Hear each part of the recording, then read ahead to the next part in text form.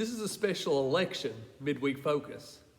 We're a day early on Tuesday instead of our normal Wednesday because I want to remind you of some truths today. Our focus is on Isaiah chapter 40. Now in chapter 39, right before this one, God has warned Jerusalem that Babylon is coming to conquer them and to take them away into exile.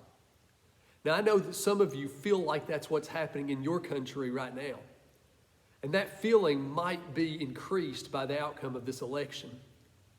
But I want to remind you that God is not moved. Your hope is not in a government, a mayor, a president. I want you to be encouraged, to be hopeful, to love God and to love others, especially those who disagree with you, those you see on the other side. Isaiah chapter 40, comfort. Comfort my people, says your God. See, the sovereign Lord comes with power and he rules with a mighty arm. See, his reward is with him. He tends his flock like a shepherd. He gathers the sheep in his arms and he carries them close to his heart. He gently leads those who have young.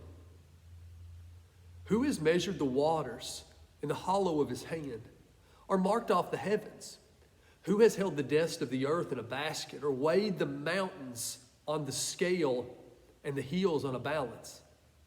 Who can fathom the Spirit of the Lord, or instruct the Lord as his counselor?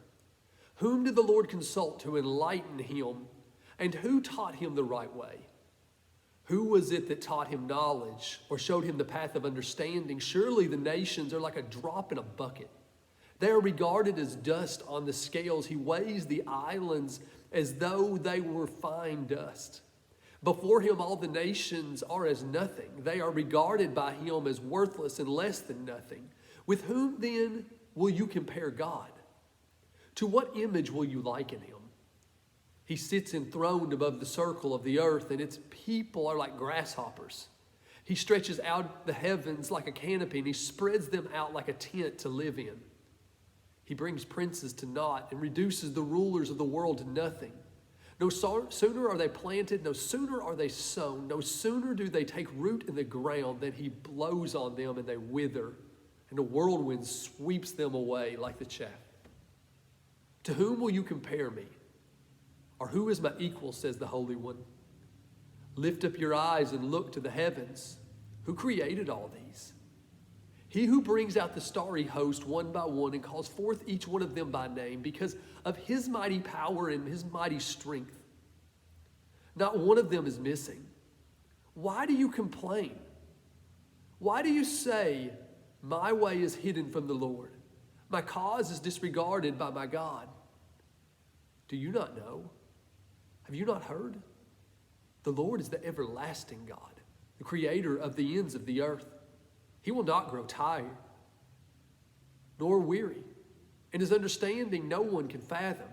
He gives strength to the weary and increases the power of the weak. Even youths grow tired and weary, and young men, they stumble and fall. But those who hope in the Lord, listen, those who hope in the Lord will renew their strength. They will soar on wings like eagles. They will run and not grow weary, and they will walk and not grow faint.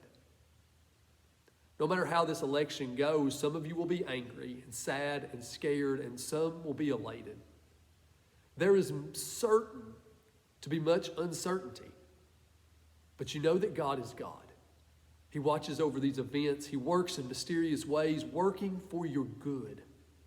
His plan is certain. He will make all things right. Follow him, love. Be good to others. Remember, he is your king, and he loved those who cursed him and died for those who betrayed him because he loves you. Do not repay evil for evil, but overcome evil with good.